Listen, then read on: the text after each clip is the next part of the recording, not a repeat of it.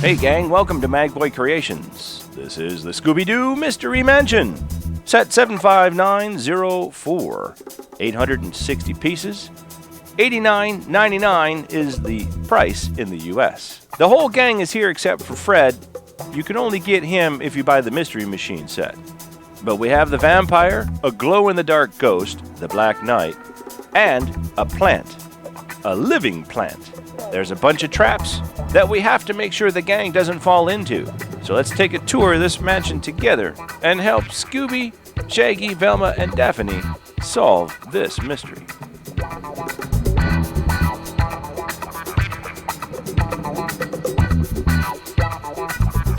The Scooby-Doo mansion does come with a bunch of features that increase the playability of this set. There are some cool things that you can build and construct using all of these parts. Let's start with the front door. Now you have the archway over the top of the door that's tilted, and that's just on a hinge piece, so you can straighten it out if you want, but tilting it gives it the older style broken down look. The column pillars that are next to each side of the doorway are slightly tilted as well, and the 1x2 sloped purple brick just under the window is just on a 1x1, and you have it slightly angled to also resemble it falling apart. There is a sticker on that window to show you some spider webs and a spider along with a piece of cracked glass. And though people don't like stickers too much, these stickers aren't that bad. They're clear stickers, so you have to be careful how you handle them or else you'll get a little bit of fingerprints in the film when you stick it on the Lego piece. But all of the stickers in this set are made to complement this particular build. Now we make our way up to the clock tower. That orange clock hand does rotate. Now there is only one hand as opposed to two hands on a clock, and there is a small wheel in the back that you can spin. And as the clock hand goes around the clock, the column underneath spins as well. And this is where you get exposed to a bat. There's a close-up of our bat just sitting on a jumper stud. Right now the vampire is laying in his sarcophagus. We will look at him in a little while. Now this is one solid build. There are two smaller structures on either side of the main tower. It doesn't collapse or fold with Technic pieces or hinge pieces. They are stationary. And there isn't too much to the outside of this section, except for just the repair blocks to show that it's been damaged over the years, the wooden boards across the windows, and of course we have our skull down on the little fence piece at the bottom. On the back side of that section, the top floor, there's a safe with a lock and key. And part of the mystery is, where is the key to open the safe, which contains gold? But the Black Knight is protecting the safe. Here's a close-up look inside the safe, which will show you the 3 gold bars. If we go to the bottom floor, that's where we'll find Shaggy and Scooby. Where else would they be but the kitchen with food? There's a little mouse running around, but that doesn't bother Shaggy, because he found a sausage. And on the countertop behind him is a big, juicy hamburger. If I move Shaggy out of the way, you can take a good look at the oven. That is a sticker on that cabinet door, and it just shows you some goo that has dripped down from preparing different meals. And on top of the stove is a pot where you can boil some water, and just to the right of the hamburger is a sink with a faucet. Now we were looking at the rear of our tower, and this is the very peak above our clock. And hidden behind that purple peak, which is all one piece, by the way, is our vampire sarcophagus. If I remove the cover, inside the sarcophagus is our vampire minifigure. In the main tower is the main entranceway. And we see Velma with a magnifying glass holding what looks like a map showing the location of the key that will open our safe. Our Black Knight, the vampire, and our ghost friend have been trying to find that key for quite some time. They don't want the gang to have it. And here's one of the traps that are in this mystery mansion. Our ghost friend, who wields a ball and chain, is about to drop a huge spike on Velma.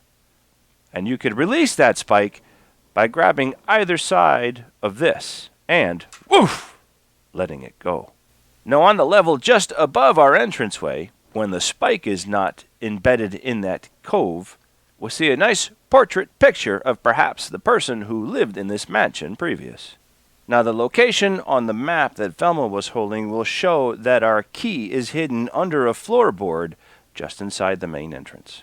Now for the last part of our mystery mansion, attached on the other side is the greenhouse. You'll see some glass pieces missing with some 1x1 cheese wedges in there to resemble the broken glass, and I thought that was a pretty cool design. Underneath, through the window, you can see our man-eating plant, and then we have our pumpkin head on top of a hedge. This pumpkin head does spin in place. It is just on a circular 2x2 plate. Throughout the build, you'll see some hanging vines, which just gives it the eerie, creepy feel, of various colors, green and dark green. And this is the entranceway here to our greenhouse, where we see the back of Daphne. Inside, Daphne's taking a picture of what she thinks is a nice plant, but she is unaware that it is alive. We do have another pumpkin with a scary face down on the floor. Right next to it, a bone left over from the last visitor. Now, before we take a closer look at our characters, I just want to show you one of the last accessories that come in this Mystery Mansion, and that is a motorcycle with sidecar. Now, it's not actually a sidecar where you can sit people down underneath. There is a glass shield, and all you simply do is just fold a minifigure and put them right on top of those studs to be in the sidecar. And if you're not familiar with Lego motorcycles, this is a slightly different design. It's very chopperish, and I think that they were trying to go for some sort of Harley-Davidson look. The back view will show a backpack on the back of our sidecar, and that can remove and simply affix to any character you want. Now, unlike our other Lego motorcycles, if you detach the sidecar from this setup, the motorcycle itself will not stand or stand very easy. The wheels are just too skinny, and there is no kickstand to help support the upright position of the motorcycle. The sidecar is only connected to the motorcycle by a Technic pin found here under the fender just in front of the wheel. Well, there's the gang all lined up, all the minifigures, or buildable figures, that come with the Mystery Mansion. One of the bummers is that this doesn't come with Fred. Unfortunately, you have to buy the Mystery Machine set in order to get Fred. But if you're into Scooby-Doo, you kind of want to get the Mystery Machine set anyway, because let's face it, you get the Mystery Machine. Plus, you get a couple extra monsters. And the Mystery Mansion being the most expensive set out of all the Scooby-Doo line, then I would say it's practically a must you get the Mystery Machine. And this set is the only set that Velma comes in. Scooby and Shaggy are in all of the sets, and Daphne does come in the Lighthouse set. Here's our living plant monster. The jaws do open and close. The arms, or the vines, do fold up and down.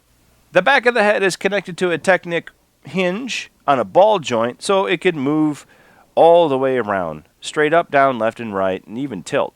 Plus, his back, or neck in this case, is also attached to a ball joint at the bottom or towards the base, so you can completely change the angle of wherever this plant creature needs to look. I really like this knight character. This minifigure by itself is worth the purchase out on Bricklink or eBay, and I'm glad that they included the Black Knight with the Mystery Mansion. His double-axed staff is really neat, and the body armor just puts this character over the top. Removing the armor will show you the torso printing. He converts into a gentleman with a gray suit, shirt and tie underneath. A little bit of the armor is still seen on the front of the torso because when you move the top breastplate, there is still armor underneath. Now when our knight is wearing his helmet, you just see these two yellow eyes. There is no face printing on this particular side of the head. Turn him around, and you get to see who the bad guy is, wearing the glasses and the frown because he's just been caught. And the name that they gave him for this set is Mr. Wickles. Our vampire has a slightly different suit, but still gray like our Black Knight. The bow tie, the focused eyes, and the fangs, and the red cape. The cape is black from the back, and there is rear torso printing for the back side of his jacket. Removing the hair will reveal the alternate face, and he goes by the name of Bob Oakley. Now we're looking at the characters Shaggy and Scooby. Scooby's head does rotate left and right. He has the black spots that make up his character, as well as the blue collar and the tag that says SD. Shaggy's no different. His short-sleeve green shirt, the red pants, he's holding a sausage, the scruffy hair, and the very skinny beard on his chin. On the opposite side of Shaggy, he does have an unhappy-looking face, and that is really the only difference between this set and the Mummy Museum Mystery for Shaggy is the face printing. But Scooby, with the mesmerizing eyes, looks very, very similar. Maybe one small circle to make him look like he's dizzy is removed from his face, but other than that, his body is exactly the same.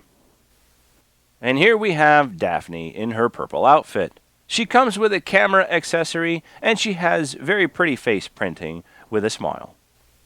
On the back of the torso, there is some definition with the black print, and you can see just the top of the ascot wrapped around her neck. And finally, here's Velma with her orange sweater, and she's wearing a skirt. She comes with a magnifying glass as an accessory, along with a map tile. She has the glasses printed on the front of her face, and this view shows her as happy.